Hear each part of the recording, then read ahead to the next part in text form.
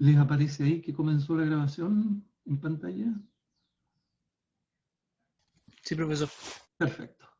Muy bien. Entonces, bienvenidos, chicos, chicas, a la clase de hoy, en la cual la materia que vamos a empezar a tratar a contar de la clase de hoy está contenida en el capítulo número 4 del texto de Principios de Economía de el autor Gregory Mankiw.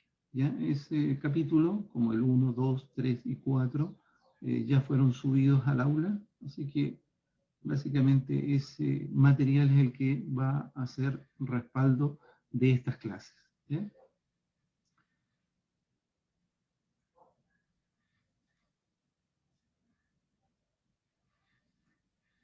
Bien.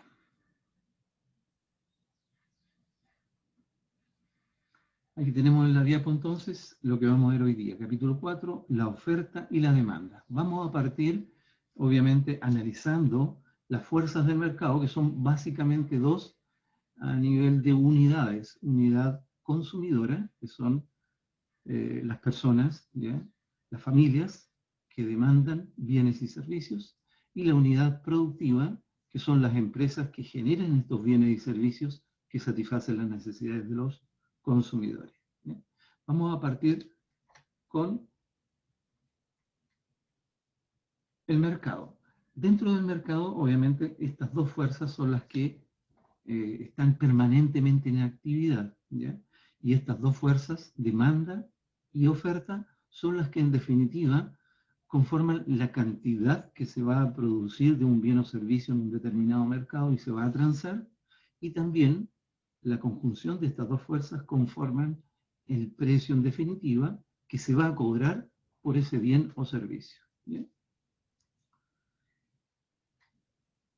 La oferta y la demanda son la base del mercado, ya las que hacen trabajar al mercado. ¿Ya? Son las palabras más utilizadas por los economistas. La microeconomía moderna ahí dice que estudia, obviamente, estas dos fuerzas y cómo estas dos fuerzas confluyen y conforman un equilibrio en un mercado. Ahora, cada bien o servicio que se vende en los mercados, el análisis del comportamiento de la demanda y de la oferta por estos bienes, ¿ya? Son separadamente estudiados según los mercados. Por ejemplo, si vamos a estudiar las manzanas, ¿ya? La demanda, la oferta, cuál es la cantidad transada mensualmente en un determinado mercado, ¿ya? Eso, para ello entonces nosotros lo que tenemos que hacer es estudiar el mercado de las manzanas, ¿ya? Y analizar cómo está conformado ese mercado, cómo está conformada la demanda, cómo está conformada la oferta. Analizar también el periodo de tiempo que vamos a considerar en el estudio, ¿ya? Siempre cuando estudiamos el comportamiento de la demanda y la oferta de un producto o un servicio en un mercado, tenemos que definir cuál es el periodo de tiempo.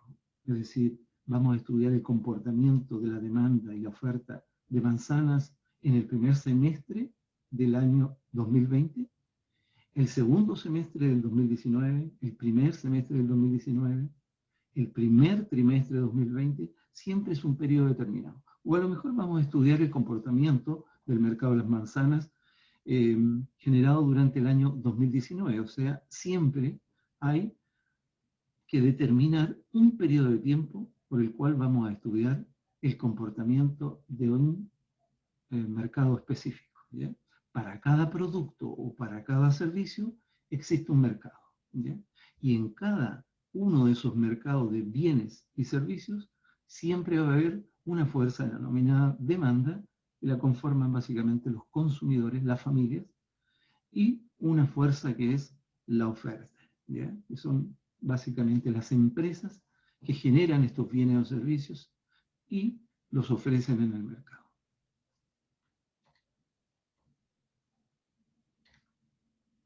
Un mercado, ahí dice que es un grupo de compradores y vendedores de un bien particular o de un servicio, como les decía, ¿ya?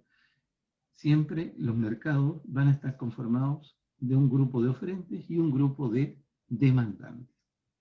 Los conceptos en sí de demanda y oferta están asociados o referidos al comportamiento que tienen las personas, ¿ya? Comportamiento que tienen los consumidores, por el lado de la fuerza de la demanda, y el comportamiento que tienen los productores, por el lado de la oferta, ¿ya? Y obviamente, cómo estas dos fuerzas interactúan entre sí en esos mercados.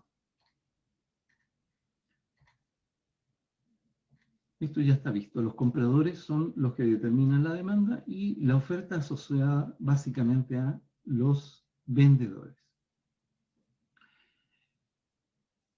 El análisis o el estudio de la demanda y de la oferta tenemos que hacerlo separadamente dependiendo del tipo de mercado que estamos analizando.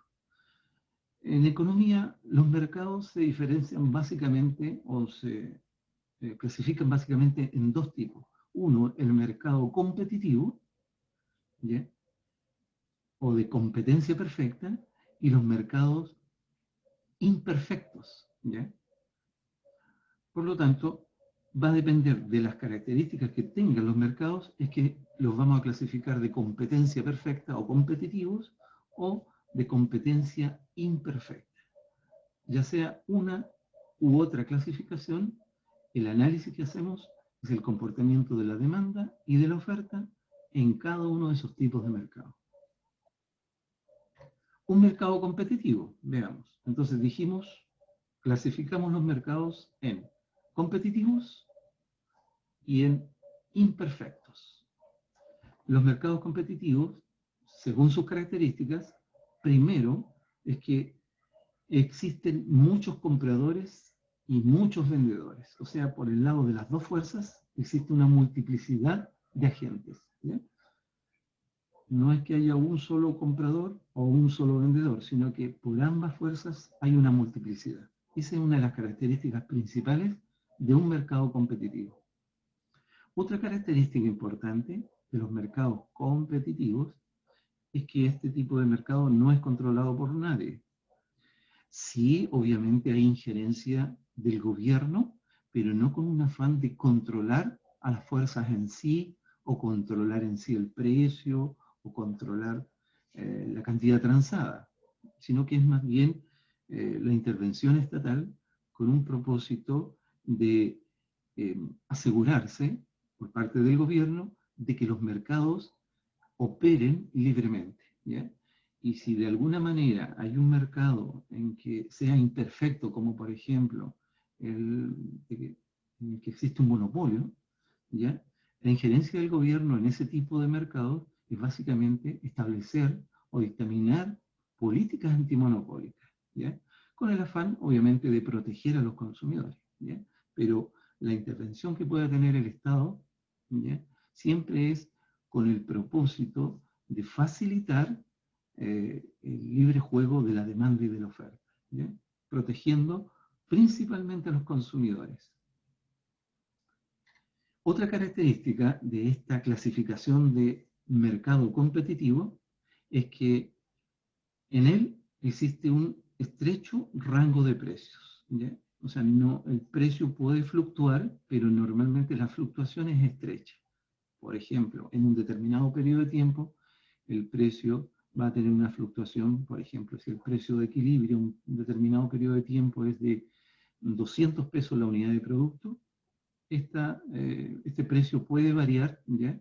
Pero en una fluctuación no grandemente o muy significativa. Siempre la fluctuación del precio va a ser pequeña, ¿ya?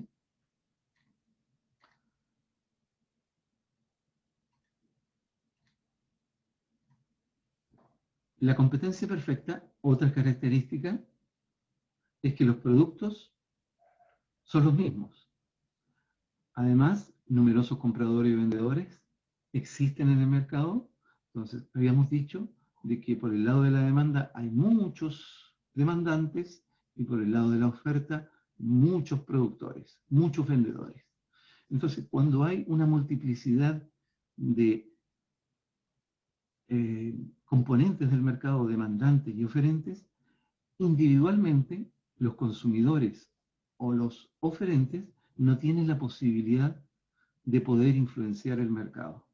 Especialmente es imposible de que un consumidor individual o de que un productor individual vaya a influir sobre el precio de venta del producto en el mercado. Imagínense que en un mercado competitivo, muchos compradores, muchos vendedores, la cantidad transada en un determinado momento sean 5.000 unidades. Y esa cantidad se transa a un precio de 100 pesos la unidad. Si por el lado de la oferta, supongamos que hayan 50 oferentes,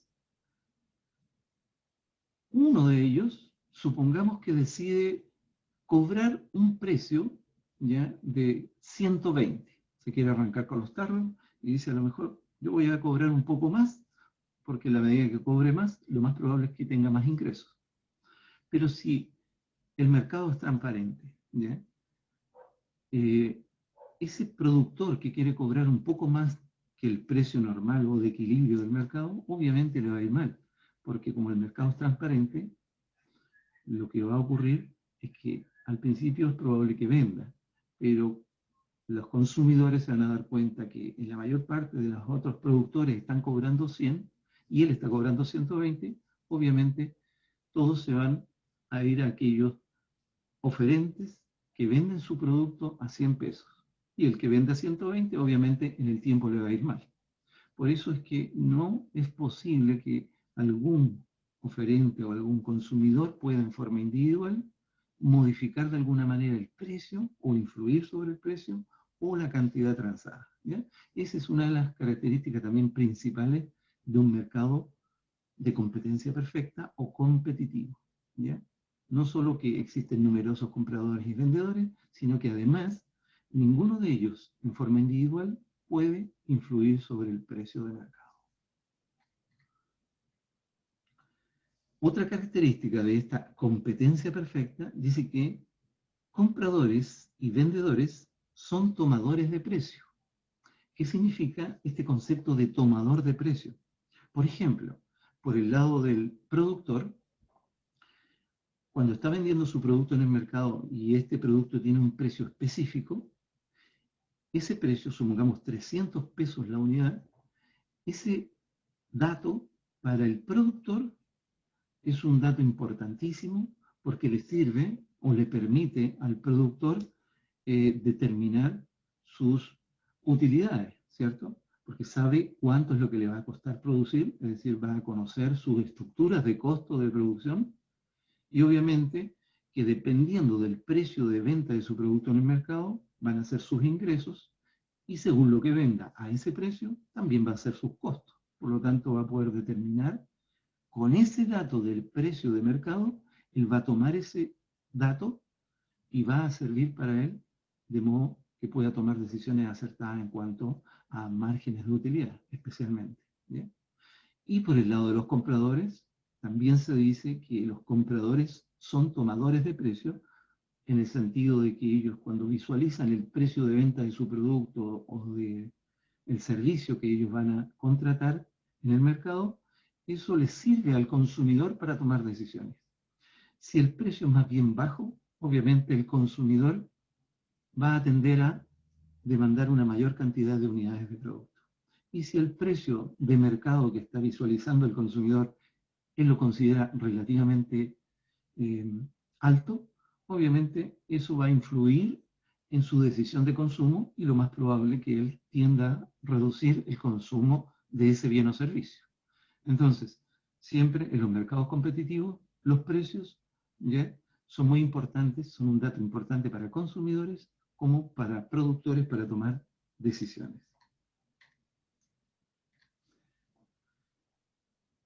Eso es con respecto a mercado competitivo. Esas son las principales características, ¿eh? Las más importantes son dos. Una es que existen multiplicidad de consumidores y de oferentes. Y la segunda característica también muy importante es que ninguno de ellos en forma individual puede influir sobre el precio de venta del producto en el mercado. ¿Bien? Por otra parte, tenemos otro tipo de mercado que es el mercado imperfecto, ¿ya? O de competencia imperfecta, que es opuesto al de competencia perfecta. Un tipo de mercado de competencia imperfecta es el que se conoce como monopolio, y la característica del monopolio es que existe, ¿ya?, un solo vendedor. Hay una multiplicidad de consumidores, igual que en el mercado de competencia perfecta. Pero a diferencia de ese mercado de competencia perfecta por el lado de la oferta, aquí no hay una multiplicidad de oferentes, sino que hay un solo oferente. Y como es uno el que ofrece, entonces se denomina monopolio. Mono viene de uno y polio es mercado, ¿ya?, desde el punto de vista de la oferta. O sea, hay un oferente en el mercado, un solo oferente en el mercado. Por lo tanto, se denomina monopolio. Y como es un solo oferente, él puede y tiene la facultad para poder determinar el precio en el mercado. Y obviamente siempre lo va a fijar a conveniencia de él, ¿ya? Y es ahí, en este tipo de competencia imperfecta, por ejemplo, donde el gobierno entra a tener de alguna manera una interacción o un cierto control, fijando políticas antimonopólicas, pero con la finalidad de proteger a los consumidores, ¿ya? Profesor. Sí, dígame nomás, Nicolás. En el caso del monopolio, en la actualidad eso es posible que resulte, o sea, que se dé. Sí, normalmente cuando se da este tipo de mercado es cuando el productor tiene de alguna manera una ventaja, especialmente con respecto a la propiedad del insumo o de la materia prima que permite la producción del bien o un servicio específico que tiene la exclusividad, ¿ya? Ahí es donde se generan normalmente los monopolios, ¿ya? Ahora, si este empresario tiene el derecho o la propiedad de ese bien, ¿ya?, o de la materia prima que genera el bien, obviamente eso está en todo su derecho si es que él tiene la propiedad legal de esa materia prima. Y ahí es donde se genera entonces el monopolio. Y ahí es donde entonces el gobierno, para poder proteger a los consumidores de este bien o del servicio, es que fija políticas antimonopólicas con el propósito de que este empresario no abuse de su condición, digamos, su ventaja en perjuicio de los consumidores.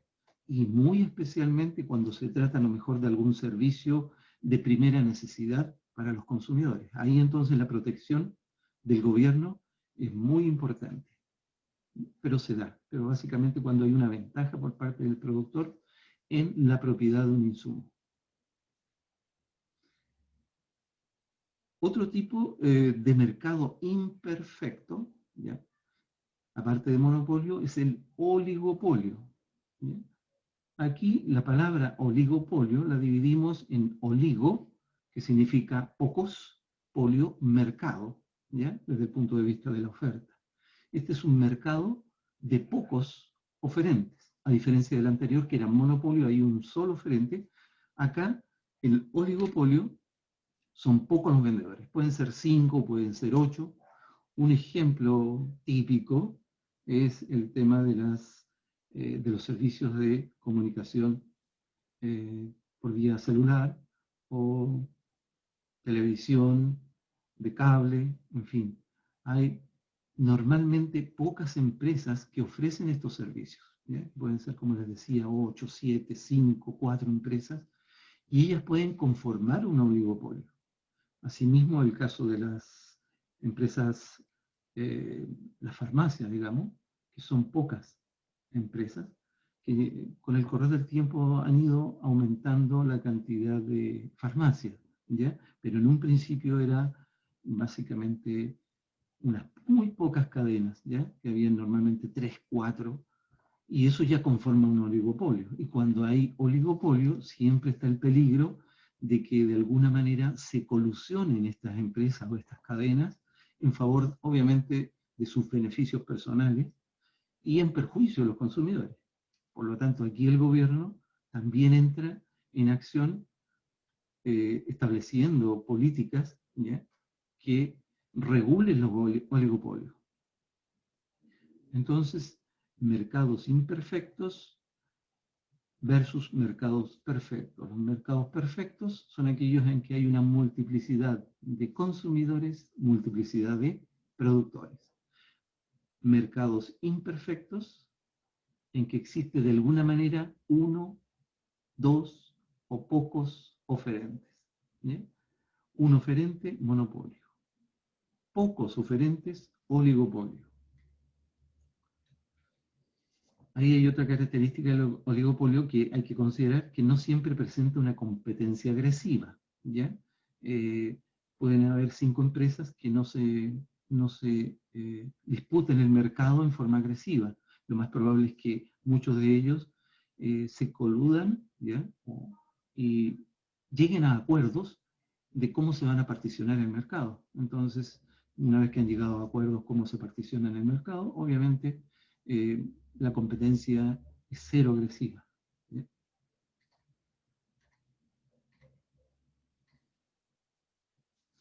Otro tipo de competencia imperfecta es la que se conoce como competencia monopolística. ¿Sí? A diferencia del caso del monopolista, en que hay un solo oferente, fíjense acá que la competencia monopolística hay muchos vendedores. ¿Sí? La otra característica es que los productos que se transan en un mercado son ligeramente diferenciados. O sea, no hay mayor diferencia entre un producto y otro. Y cada uno puede fijar, cada uno de los productores o oferentes puede fijar el precio sobre su propio producto. Basta que tenga una pequeña diferenciación uno de otro, como para que ellos puedan de alguna manera fijar el precio de ese producto. ¿No? Cada uno de estos tipos de mercado de competencia imperfecta los vamos a estudiar en la última unidad de la asignatura y vamos a ver obviamente casos prácticos y también vamos a ver ejercicios y ejemplos obviamente. ¿Ya? Pero lo que me interesa básicamente al principio ahora es saber diferenciar o saber que existen dos tipos de mercados competitivos y de competencia imperfecta. Las características de uno y de otro. ¿Ya? Bien, nosotros en el estudio que vamos a realizar en esta unidad y las dos unidades siguientes va a estar centrado en una competencia perfecta. Como les decía, la última unidad de la asignatura, nosotros nos vamos a abocar a estudiar la competencia imperfecta en detalle. Pero en las próximas dos unidades, lo que tenemos ahora que estudiar va a ser básicamente dentro del mercado competitivo. ¿Ya? O sea, de aquí para adelante, el supuesto del mercado es que es un mercado competitivo. Existen una multiplicidad de oferentes, multiplicidad de consumidores. ¿Ya? Para ello, entonces, al estudiar estos mercados competitivos, tenemos que analizar cada una de las fuerzas que conforman este mercado competitivo. Por un lado, vamos a estudiar la demanda, cómo se compone, cómo se llega a tomar decisiones por parte de los consumidores, qué mueve a los consumidores a demandar una mayor o una menor cantidad de productos, qué elementos o determinantes afectan a la demanda.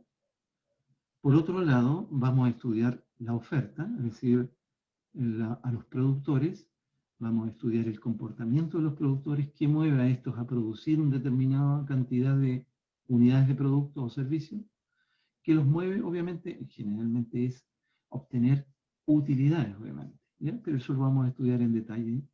Pero vamos a partir entonces estudiando el comportamiento de la demanda, cómo se conforma la demanda de mercado, ¿ya? Entonces, la primera fuerza, la demanda. Vamos a partir con una definición breve. ¿Qué se entiende por demanda? ¿Ya? Antes de comenzar con la definición, me interesa mucho que siempre ustedes sepan diferenciar, ojo, y apúntenlo en su cuaderno, qué se entiende por demanda versus qué se entiende por cantidad demandada. No es lo mismo un concepto que otro. A veces tendemos a confundir los conceptos. ¿Ya? Veamos. La cantidad demandada, ¿ya?, se refiere al número de unidades de un producto o servicio que un grupo de consumidores va a estar dispuesto a demandar a un determinado precio. ¿Ya? Se fijan, ahí dice, la cantidad demandada es la cantidad de un bien que los compradores o consumidores están dispuestos y además son capaces de comprar. Y a eso le agregamos a distintos precios en un lugar y tiempo determinado. ¿Ya? Les voy a, entonces, dictar. Anoten, por favor. Demanda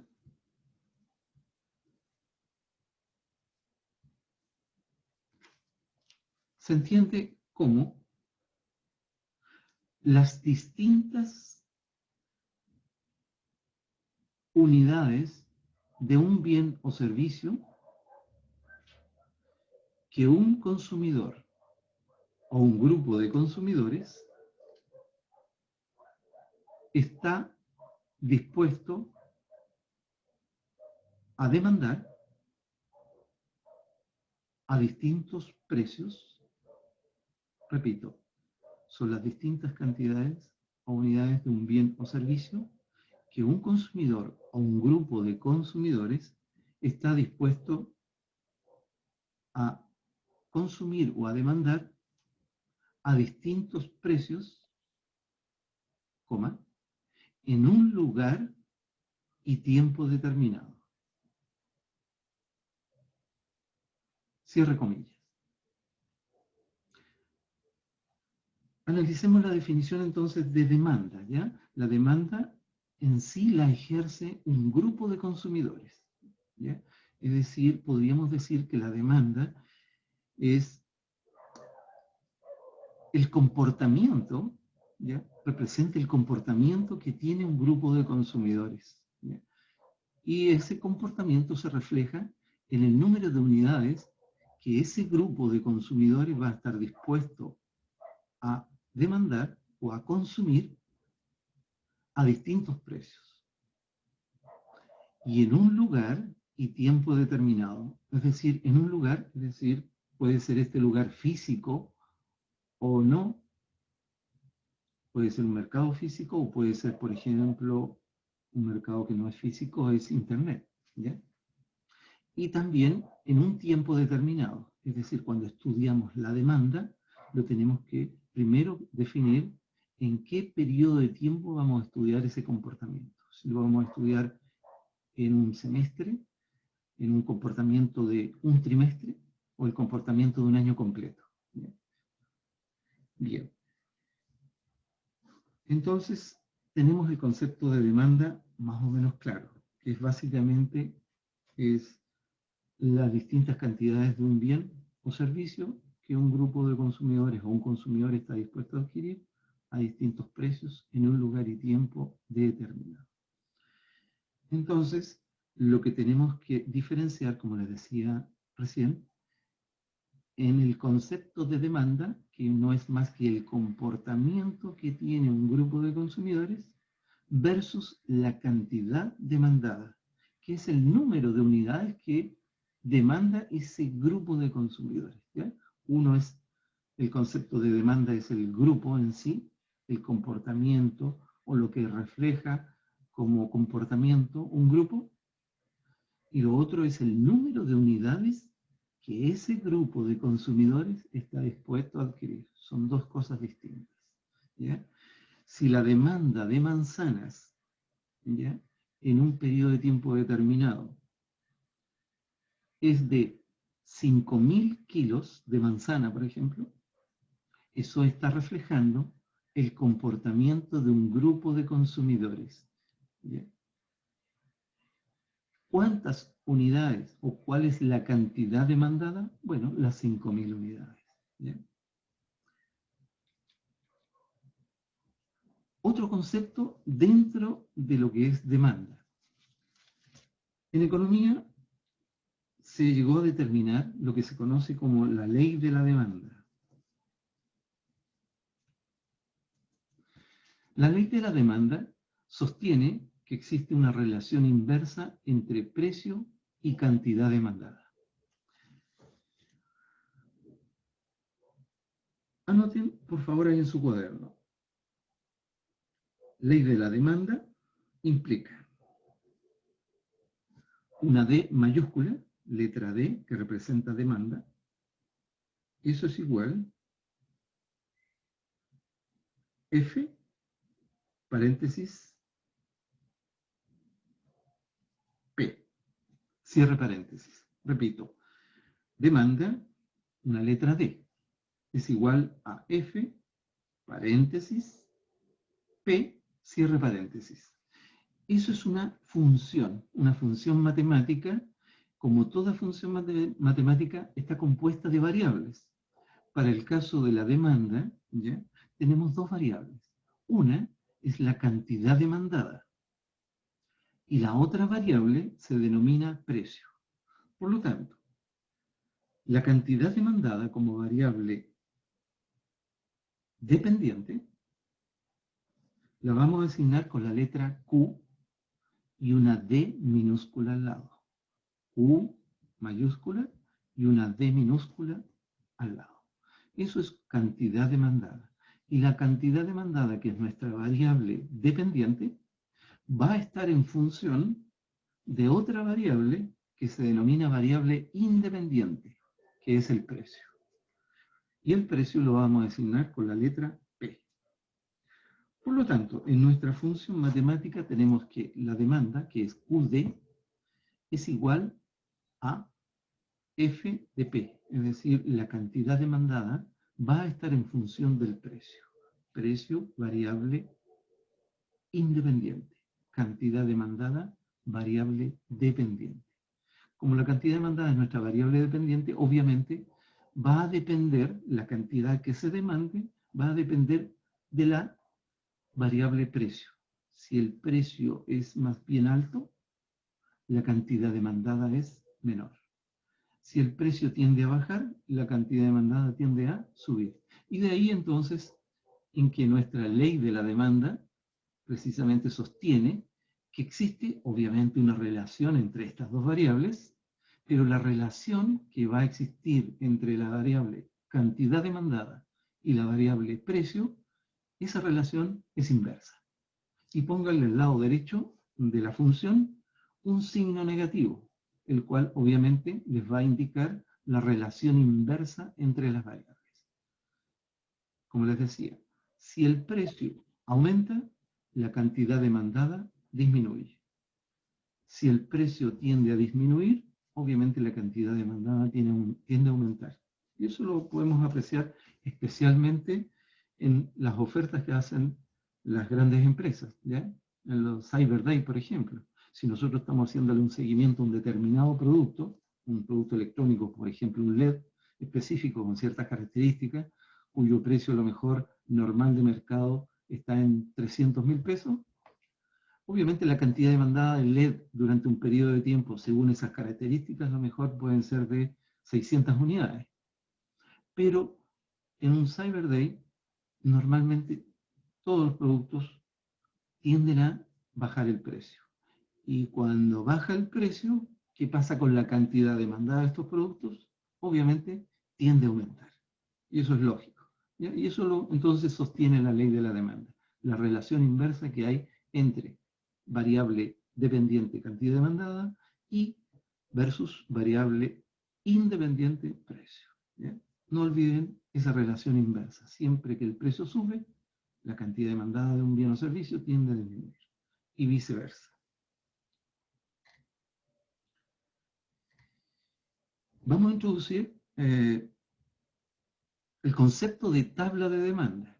Bueno, si nosotros estamos estudiando la demanda, el comportamiento de un grupo de consumidores a través de la demanda de un bien o servicio, ¿ya?, quiere decir que ese comportamiento lo tenemos que estudiar en un determinado periodo de tiempo. Supongamos que vamos a analizar la demanda de helados en la quinta región, entonces nos tenemos que situar en un lugar determinado, porque no podemos hacer un estudio de una demanda sin definir un lugar específico, tenemos que definirlo. En Chile, solamente en la quinta región, o solamente en Valparaíso, ¿ya? Por lo tanto, tiene que ser en un lugar determinado. Y vamos a analizar, por ejemplo, vamos a estudiar la demanda de helados en la quinta región.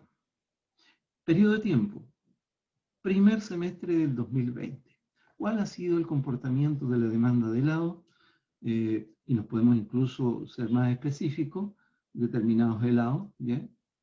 Con una determinada característica, puede ser barquillo, en fin, o puede ser casatas de determinadas características. Entonces, ¿nosotros qué podemos hacer? Obtener la información de la cantidad transada en el mes de enero, la cantidad transada en febrero, marzo, abril, mayo y junio, ¿ya? Y el precio promedio de venta que tuvo ese tipo de helados en el mes de enero, el precio que tuvo en el mes de febrero, el precio que tuvo en marzo, abril, mayo y junio. Y con esa información que nosotros podemos obtener, ¿ya? La podemos tabular y construimos una tabla de demanda, ¿ya? Y las tablas de demanda lo que hace es recopilar básicamente información respecto a la cantidad demandada de un bien o servicio a distintos precios, ¿ya?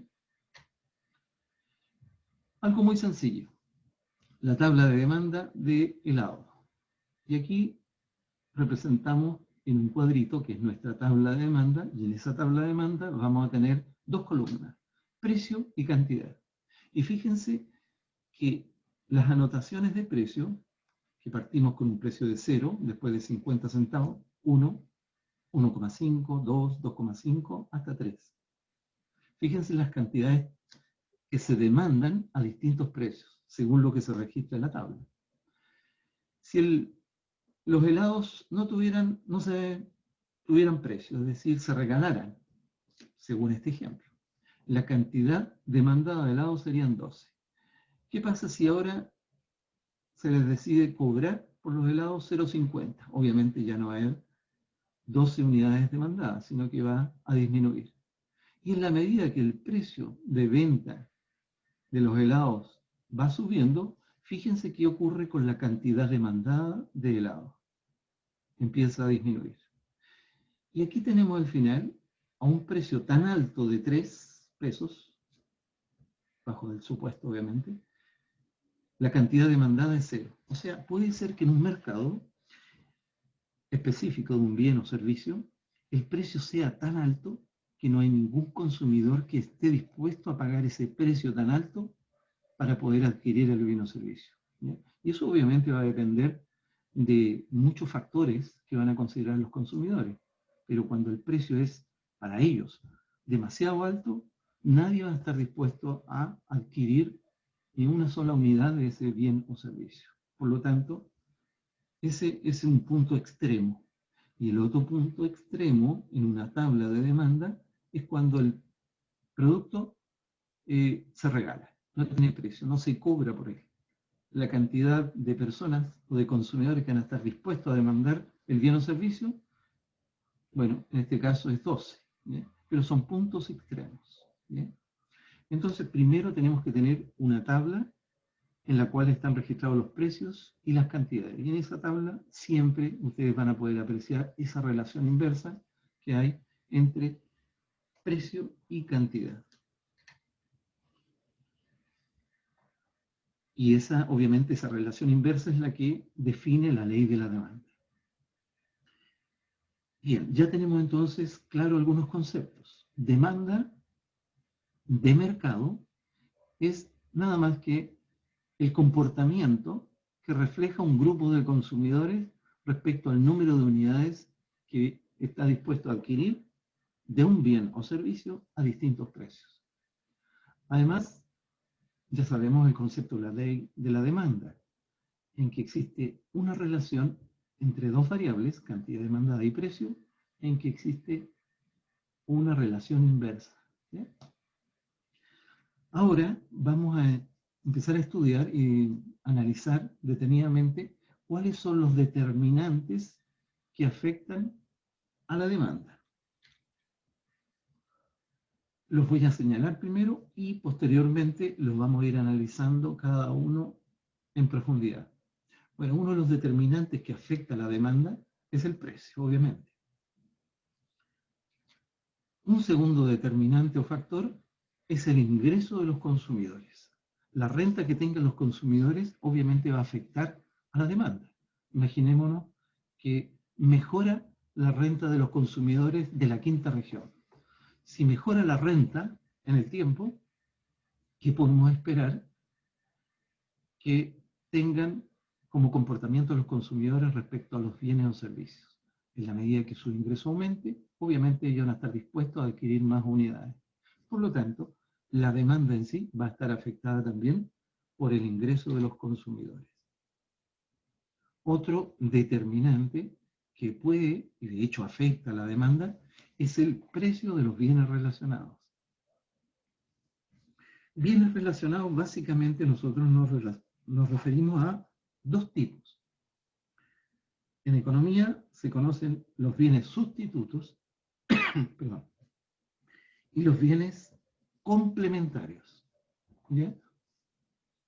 Entonces, vamos a poder apreciar que cuando tenemos dos tipos de bienes sustitutos, o sea, complementarios, el precio del bien, ya sea sustituto, o el otro, el complementario, va a afectar también a la demanda del bien en cuestión. Repito, vamos a ver en detalle cada uno de estos enseguida. Otro determinante, apunten ahí, gustos, pero además agreguen gustos y preferencias de los consumidores. Entonces también los gustos y las preferencias de los consumidores afectan a la demanda. Vamos a ver que con el tiempo los consumidores, sus gustos van cambiando, ¿ya? Y en la medida que los gustos de los consumidores van cambiando, ya dejan de preferir ciertos bienes o servicios. Por lo tanto, la demanda de esos bienes o servicios perdón, tiende a disminuir. Y por otra parte, si esos gustos y preferencias cambian, quiere decir que a lo mejor los gustos de los consumidores van a empezar a aumentar sus preferencias por otro tipo de bien o servicio, en lo que la demanda de ese bien o servicio va a tender a aumentar. ¿Ya? Por lo tanto, también los gustos y preferencias pueden afectar a la demanda. Otro determinante que afecta a la demanda son las expectativas de los consumidores. Por ejemplo, si en una determinada localidad, en un momento determinado, en el mercado de los distintos bienes, se están transando una cierta cantidad de unidades de determinados precios. Supongamos el ejemplo de un supermercado. O vámonos un poquito a la realidad. Un ejemplo con el estallido social del mes de octubre del año pasado. Las expectativas de los consumidores, tanto en ese hecho social como en el hecho de lo que ha ocurrido este año desde el punto de vista de la pandemia, ha afectado las expectativas de los consumidores.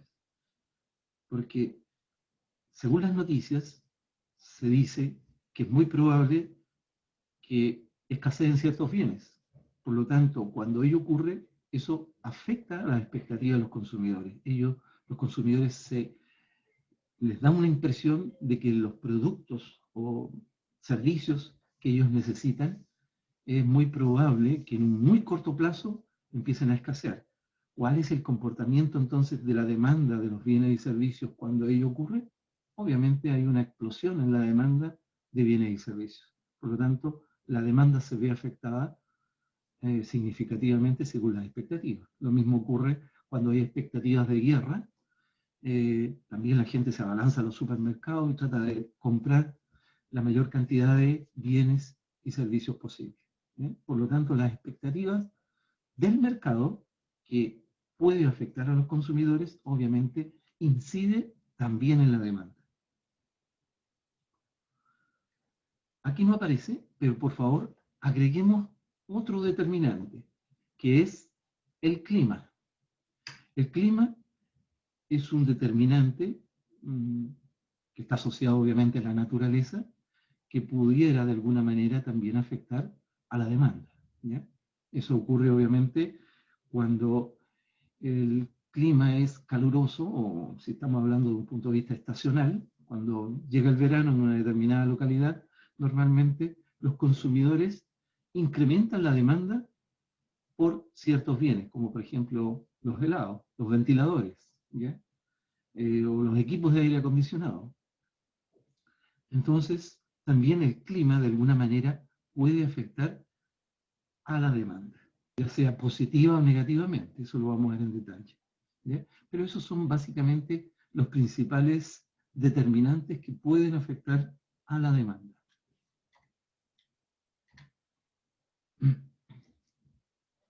Aquí dice en el recuadro, la curva de demanda es la línea que tiene pendiente negativa y esta línea relaciona básicamente estas dos variables, precio y cantidad demandada.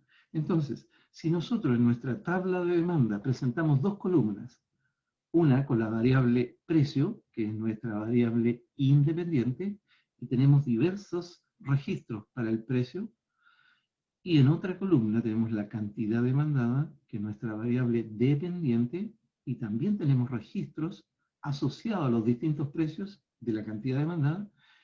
Los datos de esta tabla nosotros los podemos llevar a una gráfica. O sea, que tenemos primero una función matemática que relaciona dos variables. Una variable dependiente, cantidad demandada, versus una variable independiente que es el precio, ¿ya? Según el valor que adopte el precio, es el valor que va a adoptar la cantidad demandada. Y según los datos de la tabla, ¿ya? Que los representamos ahí a un costado de la gráfica, llevamos cada uno de esos datos del precio. Fíjense que en el eje de la ordenada, ¿ya? Vamos a representar la variable precio. Por lo tanto, aquí en el vértice con el eje de la abscisa, partimos de 0. Y llevamos los datos de menor a mayor, incorporando los precios en el eje. Lo mismo hacemos con el eje de la abscisa, que normalmente en el eje de la ordenada se representa Y, y en el de la abscisa, X. En economía, normalmente en este eje va la variable independiente, precio. Y en el eje de la abscisa va la variable dependiente, cantidad demandada. Llevamos entonces los datos de la cantidad demandada al eje de la abscisa y ahí tenemos entonces nuestros dos ejes. Vamos entonces a relacionar cada uno de los valores. Al precio de 0, la cantidad es 12. O sea, si el precio es 0, no se cobra ni un solo peso, entonces la cantidad demandada van a ser 12 unidades, ¿ya? Y ahí nosotros vamos a ir registrando para cada interacción de precio y cantidad un puntito, ¿ya? Y finalmente tenemos el punto extremo, que es precio 0, cantidad 12. Y el otro punto extremo es que al precio de 3 pesos por unidad, los consumidores no van a estar dispuestos a demandar ninguna unidad del producto, en este caso helado. Ahora, una vez que hemos graficado esta tabla, unimos esos puntos y la unión de esos puntos conforma una línea, que en este caso obviamente es una línea, ¿ya? Pero esa línea se le llama función de demanda o curva de demanda. ¿Se fijan? Esa línea entonces pasa a ser la línea de demanda o curva de demanda.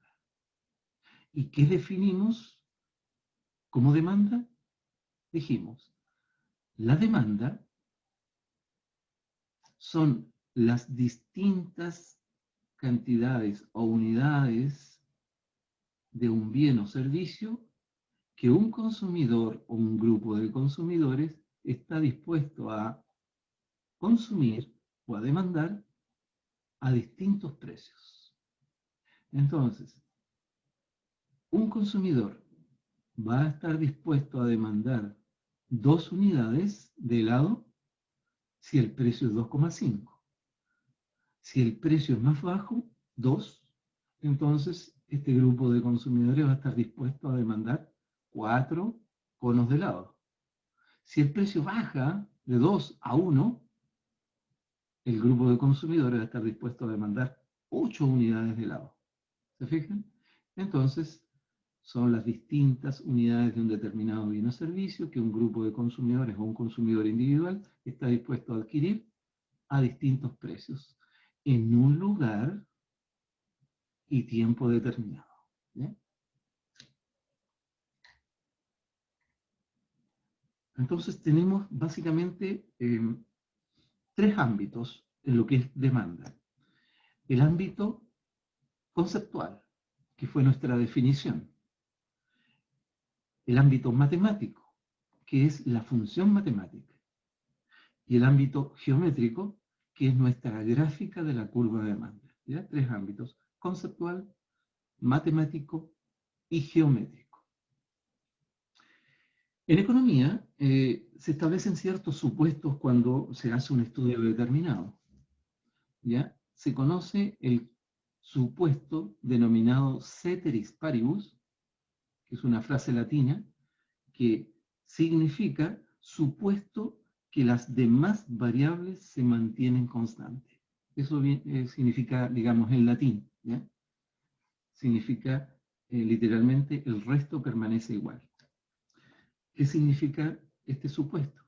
Que cuando empecemos a analizar cada uno de los determinantes que delante vimos, que era el precio, ¿cierto? El ingreso de los consumidores, el precio de los bienes relacionados, las expectativas, el clima, los distintos determinantes, cuando los empecemos a analizar o a estudiar, lo vamos a hacer en forma individual, uno por uno. Cuando nosotros, supongamos, empecemos a analizar cómo afecta la renta o el ingreso de los consumidores en la demanda, vamos a establecer el supuesto ceteris paribus, o sea, vamos a suponer que las demás variables o determinantes se van a mantener constantes. Y eso obviamente nos va a permitir poder comprender cómo esa variable en sí que estemos analizando va a afectar específicamente la demanda. Porque si analizamos una variable y las otras las mantenemos variando, ¿ya? No las mantenemos constantes, obviamente no vamos a poder comprender el efecto que tiene esa variable sobre la demanda. Para poder comprenderlo, entonces lo que necesitamos es que las otras variables se mantengan ahí quietitas, que no influyan en nuestro análisis. Y ese supuesto que establece que las demás variables se van a mantener constantes se dice ceteris paribus. ¿Bien? Así que cuando el profesor en lo sucesivo diga ceteris paribus, se va a estar refiriendo a que vamos a suponer que las demás variables se mantienen constantes. Se fijaron ustedes recién que en la gráfica, ¿ya?, de la curva de demanda pudimos apreciar que la inclinación de la curva, o en este caso la línea de demanda, tiene inclinación negativa. Y esa inclinación negativa básicamente se lo da la relación inversa de las variables. O sea, cuando yo estudie la demanda o estudie después la oferta, cuando tenga que graficarla, esta va a tener una pendiente positiva o una pendiente negativa según la relación que existe entre las variables. En el caso de la demanda, al graficar, en un eje colocamos la variable precio y en el otro eje colocamos la variable cantidad demandada. Y la relación que existe entre ellas, obviamente, es una relación inversa. Y si hay una relación inversa entre las variables, la inclinación de la curva o de la línea es negativa. ¿Ya?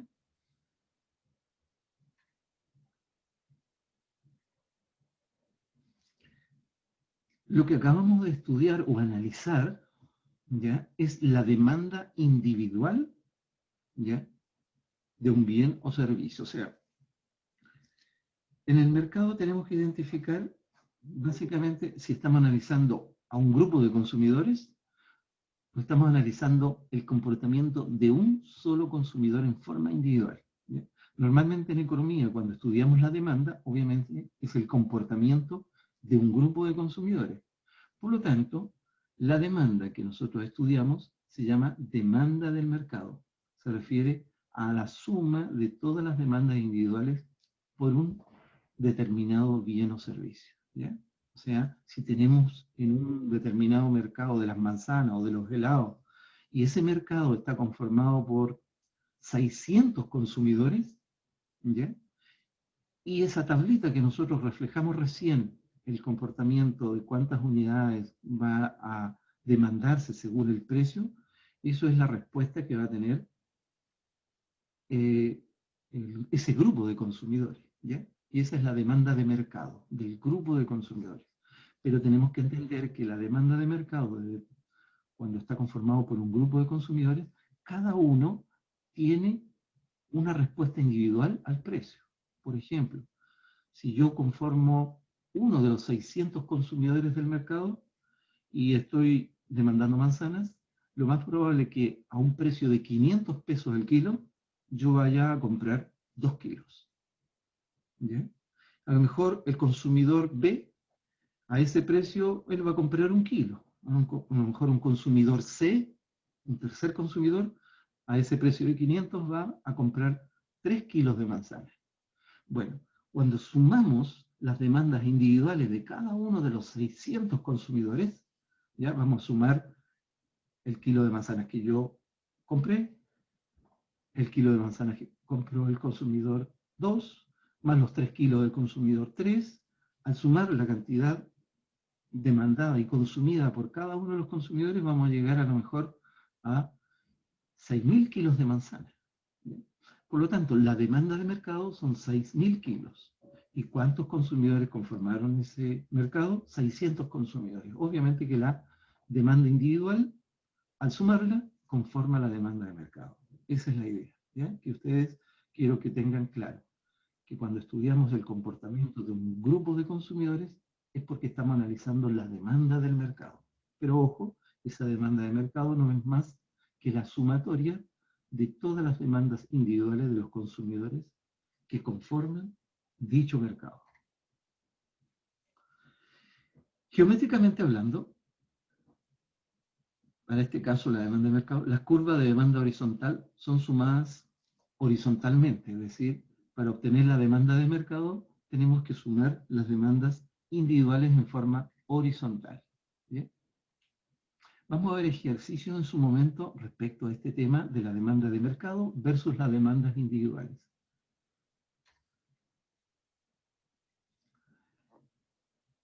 A continuación, vamos a profundizar algo que les señalé al principio. Es muy importante que los alumnos sepan diferenciar entre el concepto de demanda y de cantidad demandada. La demanda, ustedes pudieron apreciar que en nuestra gráfica había una línea con pendiente negativa. Y esa línea o curva conforma la decisión de un grupo de consumidores. ¿Bien?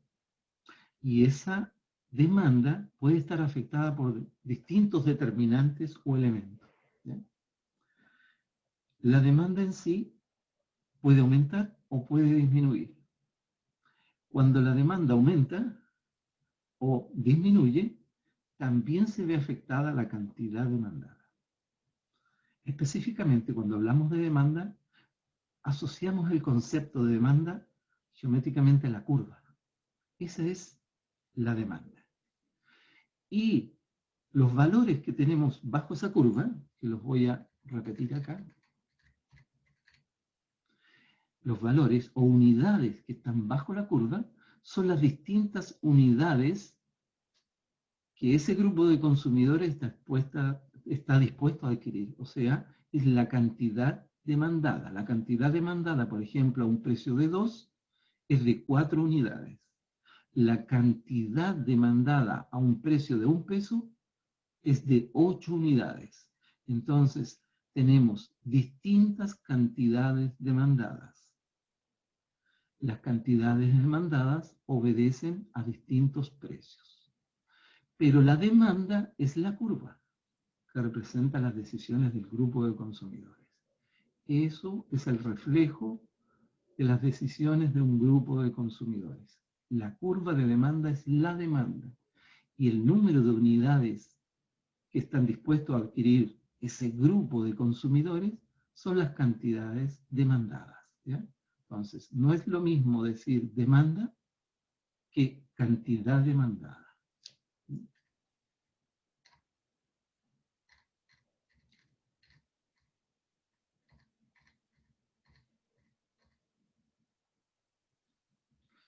Fíjense, cambio en la cantidad demandada. Es el movimiento a lo largo de la curva de demanda.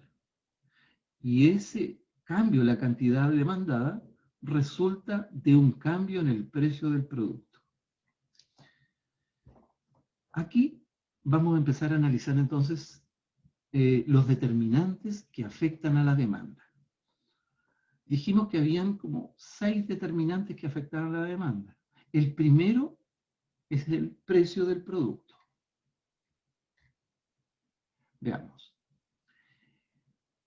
Si en el eje de la ordenada colocamos precio, en el eje de la abscisa la cantidad demandada, podemos representar nuestra demanda con la línea azul. Por lo tanto, si al precio de 2 pesos por unidad se demandan 20 unidades de helado, nosotros nos vamos a situar en el punto A dentro de nuestra línea de demanda.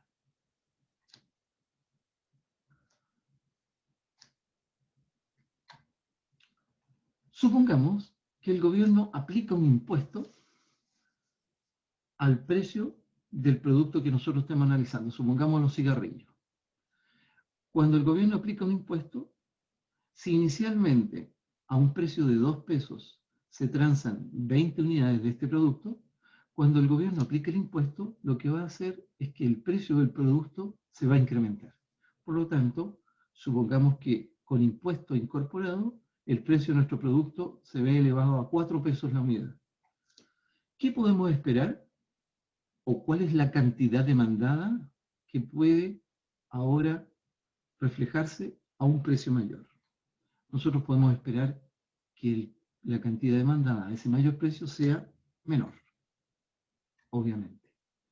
Entonces, cuando el precio aumenta de 2 a 4, la cantidad demandada de cigarrillos disminuye de 20 a 12.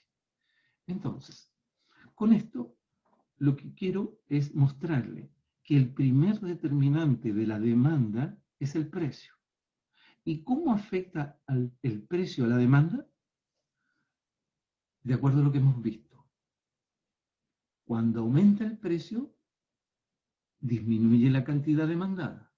Y recién les dije que era muy importante que supieran diferenciar entre demanda, que es nuestra curva, y cantidad demandada. Lo que hicimos recién es mover una de las variables, ceteris paribus, suponiendo que las demás están constantes. Nuestra variable precio, que es la variable independiente, se va a mover, sube.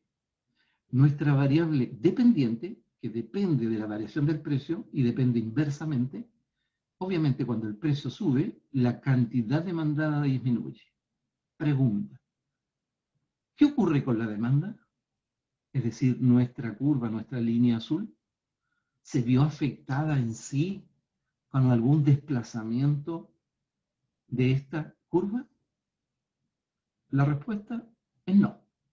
Fíjense que cuando el precio del producto aumenta o disminuye, lo que se ve afectado siempre va a ser la cantidad demandada.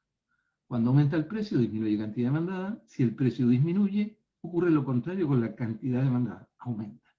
Por lo tanto, siempre que el precio aumente o disminuya, ceteris paribus, se van a producir en la curva de demanda solo deslizamientos.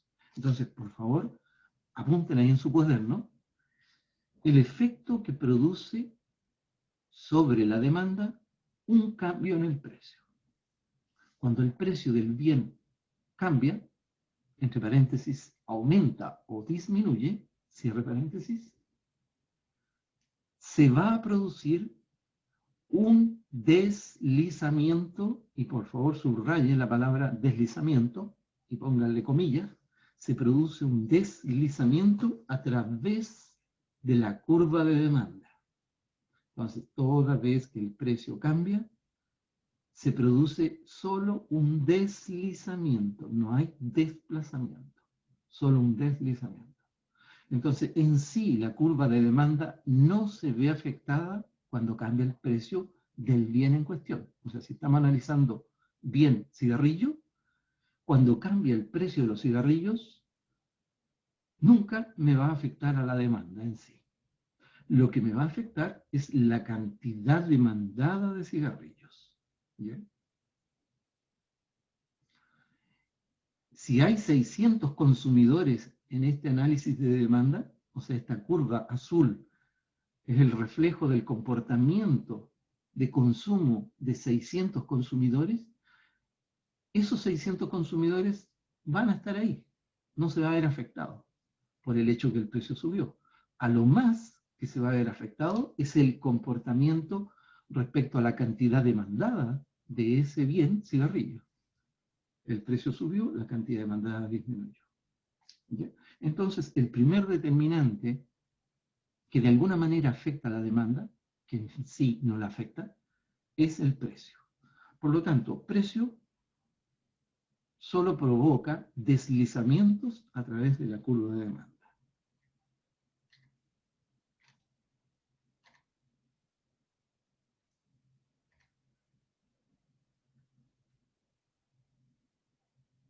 Ahora, fíjense que como recién analizamos, lo que se produjo en la demanda fue un deslizamiento.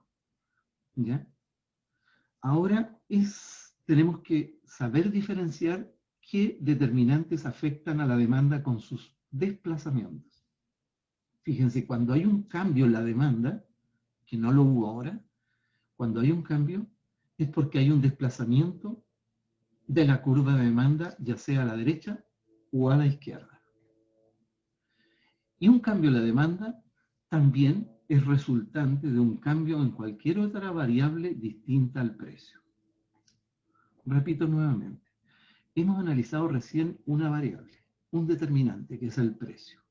Llegamos a la conclusión que cuando el precio del producto en cuestión cambia, sea que aumente o disminuya, la curva de demanda no se va a ver afectada, solo se va a producir un deslizamiento a través de la curva, hacia arriba o hacia abajo, según se modifique el precio, pero no va a provocar desplazamientos. ¿Bien? Luego, después de analizar el precio, vamos a analizar los otros determinantes. Voy a volver un poquito atrás para recordar cuáles son los determinantes.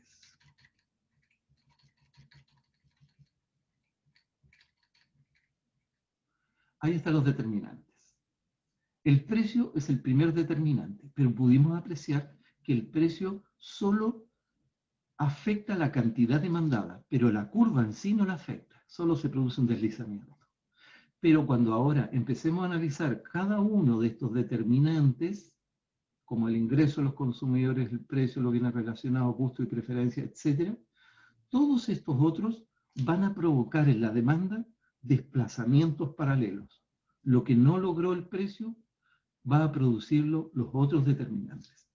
Van a hacer que la demanda se desplace paralelamente hacia arriba o paralelamente hacia abajo. Por lo tanto, los otros determinantes sí van a afectar a la curva de demanda. El primer determinante no la afectó. ¿Bien?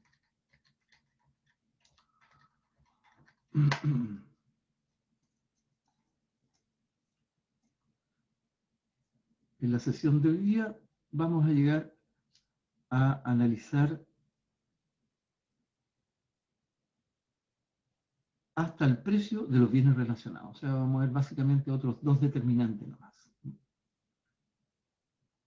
Bien, entonces tenemos que diferenciar cambios en la demanda o cambios en la cantidad demandada. Lo que se produjo recién cuando el precio varió fue solo un cambio en la cantidad demandada. Ahora vamos a ver los determinantes que afectan a la demanda y van a provocar cambios en la curva. Fíjense, aquí tenemos nuevamente nuestra gráfica de la demanda de barquillos, en que en el eje de la ordenada tenemos el precio y en el eje de la abscisa la cantidad demandada de barquillos. Cuando un determinante afecta a la demanda, la va a afectar desplazándola paralelamente. ¿Ya? Puede ser el determinante que la demanda aumente, y cuando la demanda aumenta, se produce siempre un desplazamiento paralelo de la curva hacia la derecha. ¿Se fijan? Entonces, cuando algún determinante afecta a la demanda aumentándola, ese aumento de la demanda, siempre geométricamente hablando, es un desplazamiento paralelo hacia la derecha. Ahora, cuando un determinante le afecta en forma inversa a la demanda, con una disminución de la demanda, una caída de la demanda, ¿ya? El desplazamiento es hacia la izquierda, ¿ya?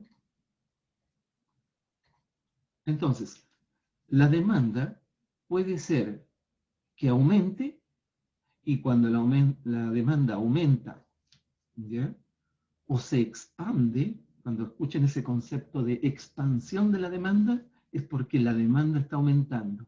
Y cuando la demanda aumenta, geométricamente hablando, se aprecia que esta curva se desplaza hacia la derecha. Y cuando la demanda se contrae, que es lo opuesto a expandir, cuando se contrae, entonces la curva, geométricamente hablando, se desplaza paralelamente a la izquierda. ¿Ya? Entonces estamos claros. Aumentos de la demanda o expansiones, desplazamientos paralelos a la derecha. Contracciones de la curva de demanda o disminuciones de esta son desplazamientos paralelos hacia la izquierda siempre. ¿Ya? Entonces, ya tenemos claro y sabemos diferenciar cuando hay cambios en la cantidad demandada a cuando hay cambios en la demanda. Los cambios en la demanda obedecen a desplazamientos paralelos, a la derecha o a la izquierda. Y cambios en la cantidad demandada solo provocan deslizamientos a través de la curva. Bien, pasemos entonces a analizar los otros determinantes que afectan en sí a la curva de demanda. El primer determinante que vamos a analizar es el ingreso o la renta de los consumidores. Cuando el ingreso de los consumidores ya se ve incrementado para un bien normal, o digamos la demanda por el bien normal, va a tender a aumentar. ¿Ya? Ahora, si la renta de los consumidores, caso contrario, se ve disminuida, como por ejemplo lo que ocurrió en todo el mundo y en todos los mercados prácticamente, la renta de los consumidores por el tema de la pandemia se ha visto afectada negativamente. El ingreso de muchos consumidores se ha contraído. Por lo tanto, la contracción en la renta de los consumidores, sus ingresos, ha provocado, obviamente, un efecto sobre la demanda de los bienes y servicios en general. Imagínense la demanda de pasajes aéreos. ¿Qué pasó con la demanda de pasajes aéreos producto de la pandemia? Principalmente por el tema de la caída de los ingresos, por ejemplo, obviamente una disminución, una contracción de la demanda por pasajes aéreos. O cualquier tipo de bien, ¿ya? Normalmente provoca una contracción en la curva de demanda. Cuando el ingreso se incrementa en este caso, la demanda por un bien inferior disminuirá. Aquí me detengo un segundito. Nosotros hemos estado hablando hasta el momento de los efectos que provocan ciertas variables sobre la demanda de un bien o servicio. Pero cuando hablamos de un bien o servicio, que más adelante lo vamos a profundizar, tenemos que diferenciar entre un bien normal y un bien inferior, que se entiende por uno y por otro. Bien normal está asociado al comportamiento que tienen los consumidores en cuanto a la cantidad demandada cuando su ingreso se ve afectado. Cuando el ingreso de los consumidores aumenta y el comportamiento que hay en la cantidad demandada de un bien o servicio aumenta, entonces se dice que es un bien normal. Por ejemplo, la mayoría de los bienes se consideran normales, ¿ya? Por ejemplo, un automóvil. Obviamente, si el ingreso de los consumidores aumenta, obviamente va a haber un aumento de la demanda por automóviles, ¿ya? O ropa. Si aumenta el ingreso de los consumidores, va a haber un aumento en la demanda de ropa.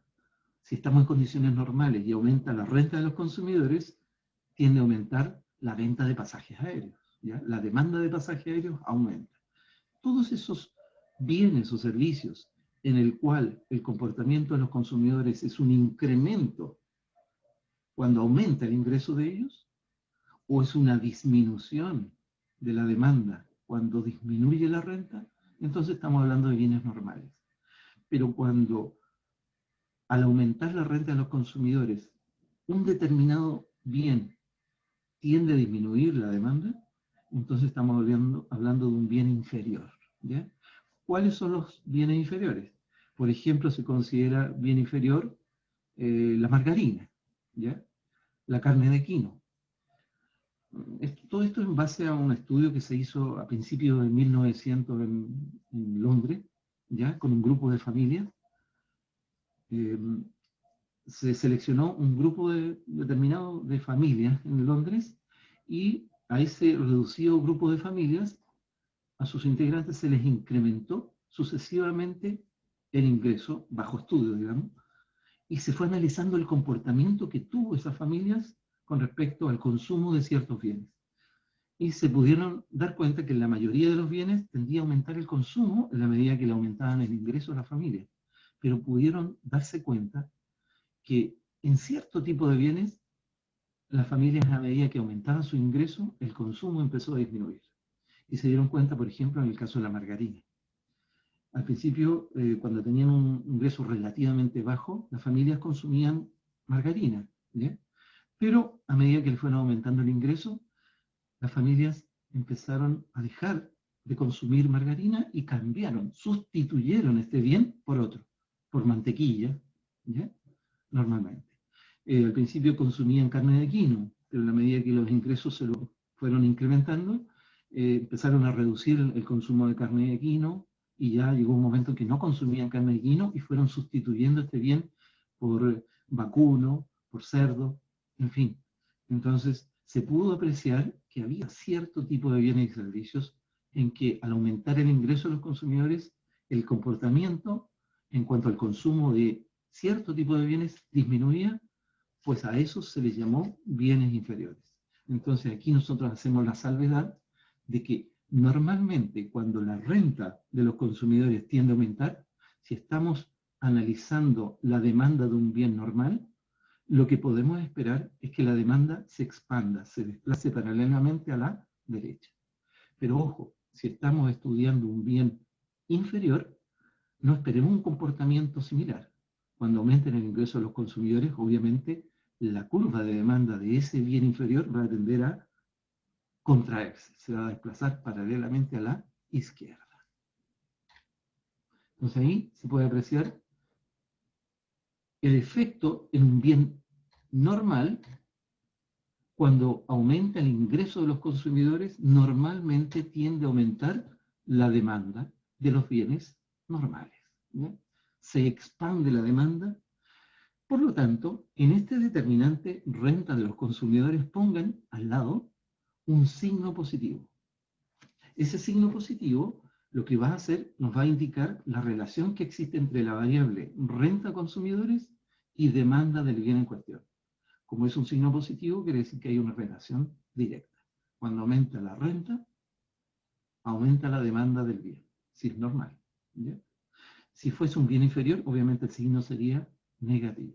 Pero recuerden que el efecto siempre va a ser en una expansión, desplazamiento paralelo a la derecha, o en una contracción, desplazamiento paralelo hacia la izquierda.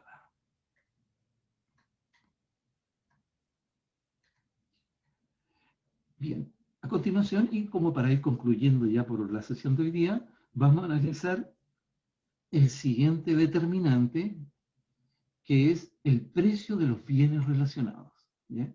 Precio de los bienes relacionados.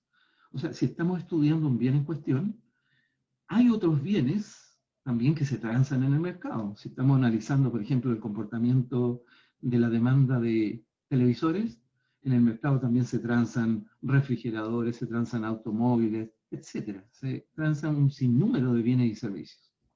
Pero hay cierto tipo de bienes o servicios que cuando estamos analizando el comportamiento de uno de ellos, otros de alguna manera están relacionados con ese.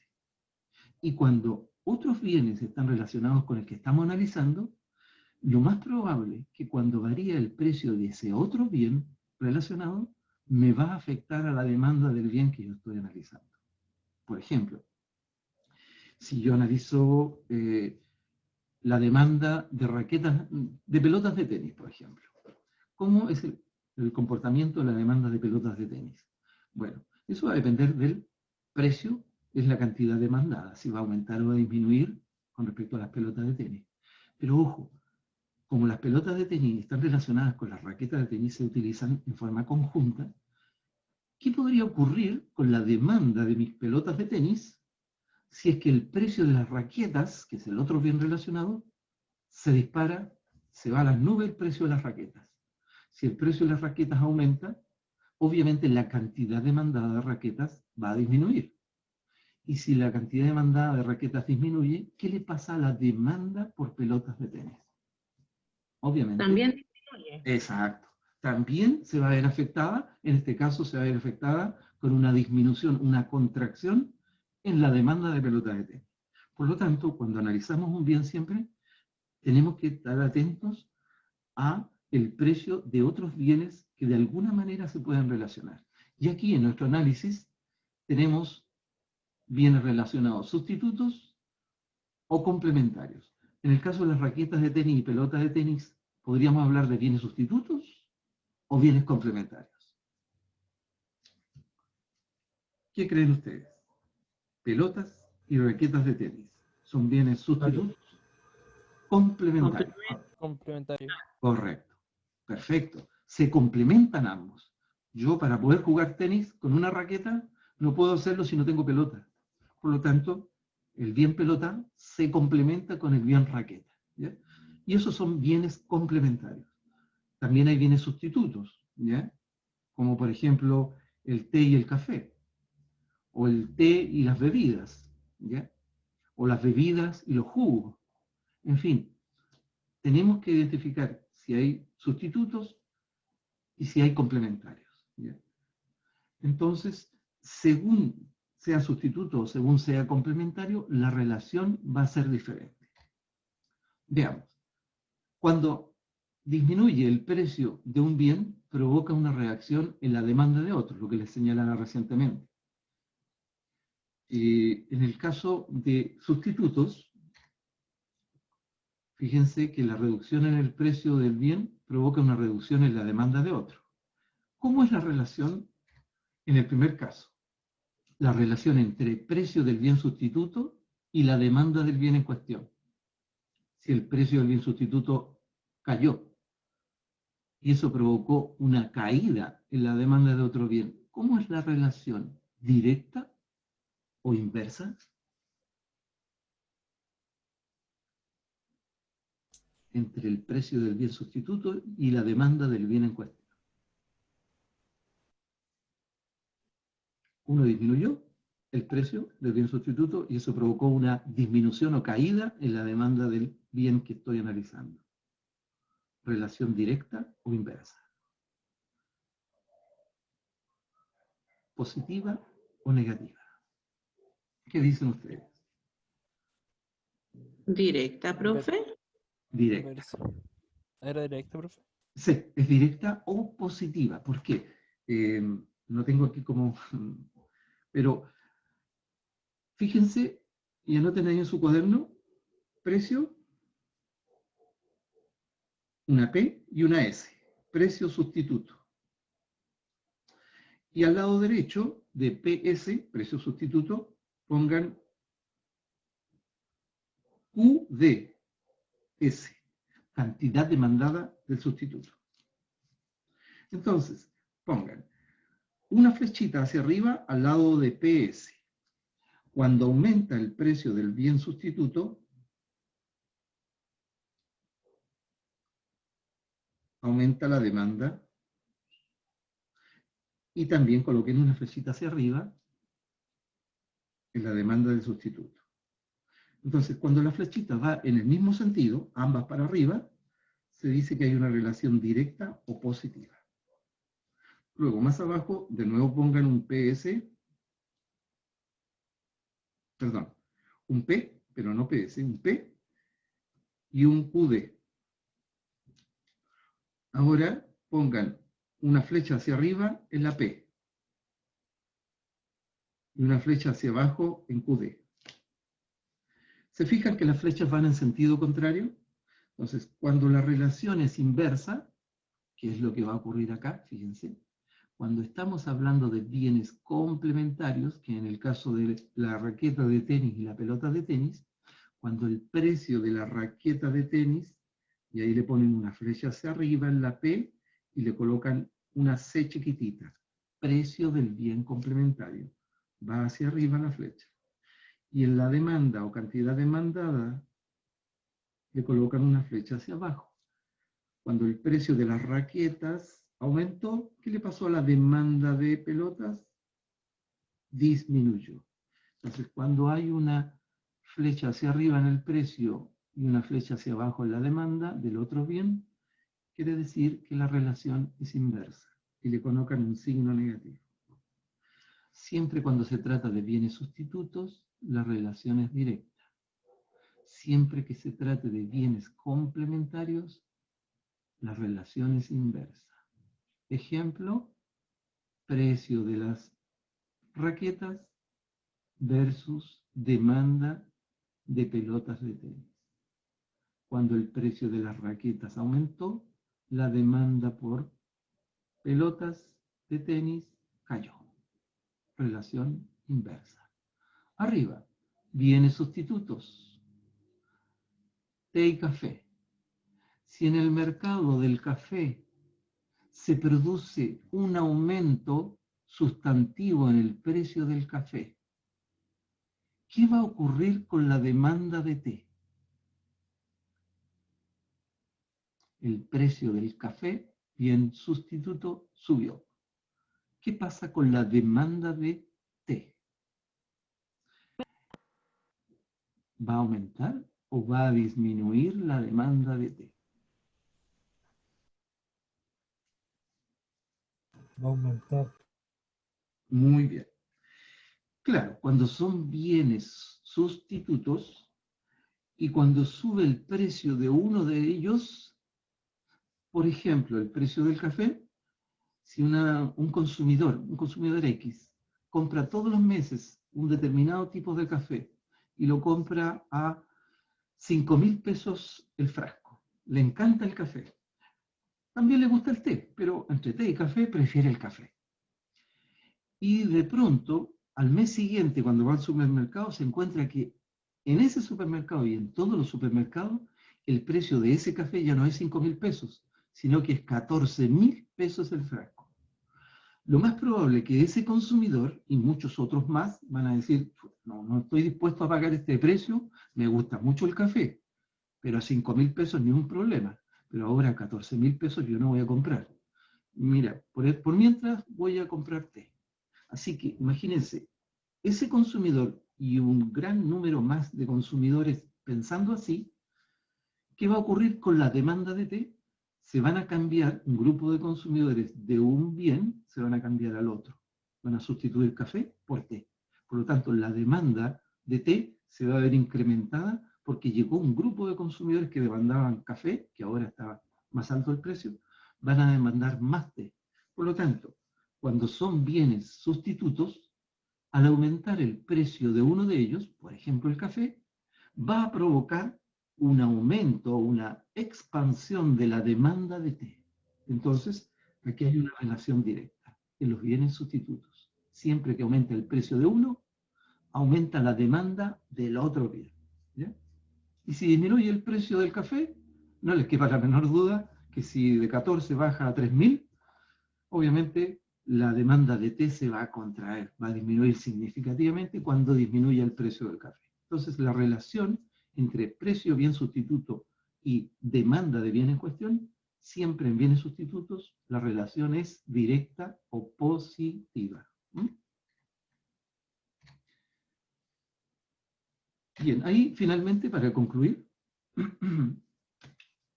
por lo menos la clase de hoy, en este cuadro se aprecia un resumen. Aquí tenemos las variables y cómo las variables afectan a la demanda o a la cantidad demandada. Fíjense, el precio va a provocar solo movimientos a lo largo de la curva de demanda, movimientos hacia arriba o hacia abajo, o sea, deslizamientos. En cambio, los otros determinantes, ingreso, precio relacionado, costos, expectativas, número de compradores, van a provocar desplazamientos de la curva de demanda, o sea, expansiones, desplazamientos paralelos hacia arriba o desplazamientos paralelos. Este cuadrito es muy esquemático y ayuda a tener muy clara la película cómo afecta a la demanda cada uno de los determinantes. El precio solo la afecta en un deslizamiento. En cambio, los otros determinantes no la afectan en un deslizamiento, la va a afectar en un desplazamiento paralelo hacia la derecha o hacia la izquierda. Bien, llegamos hasta aquí en esta sesión, que como les decía al principio, estamos comenzando a estudiar dentro de lo que es el mercado competitivo, de competencia perfecta o de competencia pura, o de libre concurrencia, son puros sinónimos, ¿ya? Un mercado perfectamente competitivo, cómo se determina el precio y la cantidad de equilibrio. Y obviamente la determinación y el precio, los entes o unidades fundamentales que ayudan a determinar ese precio y cantidad transada de equilibrio son la demanda y la oferta. Y hoy hemos empezado a analizar una de esas unidades que es la demanda. Dudas, consultas, ya sea de lo que vimos recién, o consultas de trabajo, del trabajo me refiero. Profesor, Sí, dígame nomás. ¿cuántos eran los grupos acá? Bueno, la sesión anterior del día 9 de septiembre, yo le pedí al curso que por favor me enviaran a mi correo la conformación de los grupos, que deben ser de 2 personas cada grupo, ¿ya? Pero me han llegado muy poquitos grupos designados, por lo tanto yo les reitero que me envíen de aquí al viernes, pasado mañana, a mi correo, los que no me han enviado su grupo, me indiquen, profesor, soy Juanito Pérez, conformo grupo con Luis Quesada.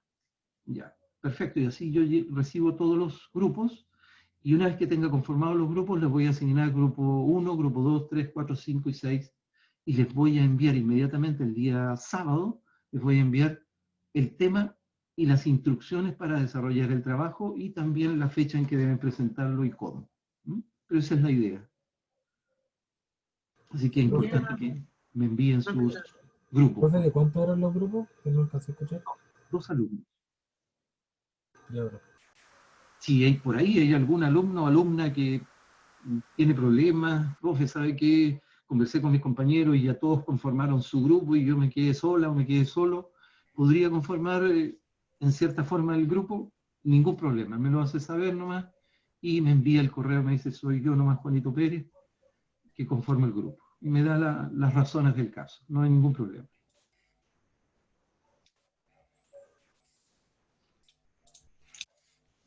Y ese trabajo, recuerden, va a valer un 10%.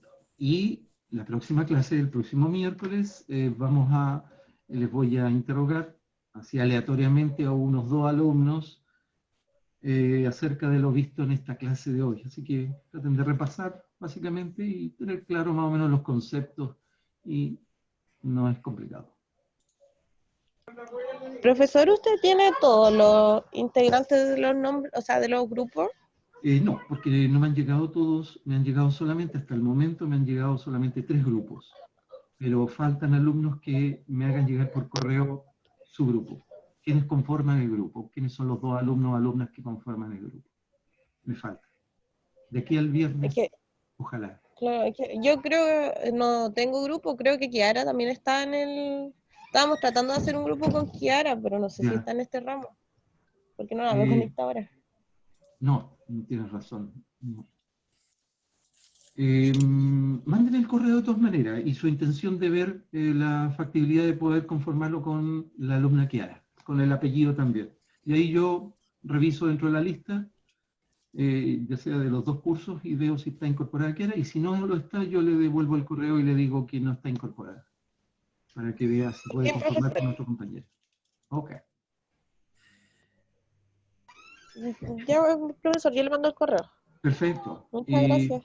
No es porque el domingo les voy a subir las sesiones asincrónicas, donde va a estar el capítulo 1 y el capítulo 2 del texto, para que lo revisen, ¿ya? Y la clase de hoy día la voy a subir a más tardar hoy mismo a las 23 horas. Sí, profesor. Ok, profesor. Perfecto. ¿No hay más dudas, consultas? Dejamos la sesión de hoy hasta acá entonces. Ha sido un gusto, Que- chicos, chicas, Gracias, profesor. Que y esté estamos en bien. contacto y nos vemos. Dios Gracias, mediante. profesor. Gracias, ¿no? Gracias, Profe, que tenga buena Muy noche. bien. Que Adiós. tenga buena noche. Igualmente, que tenga una muy buena semana. Resto Chao, de semana. profe, que esté Vale. bien. Nos vemos. Chao. Gracias, profe. Que esté bien. Igualmente, Cuídese. gracias. Hasta luego, profe, que esté bien. Igualmente, que esté bien también. Nos vemos, Nicolás.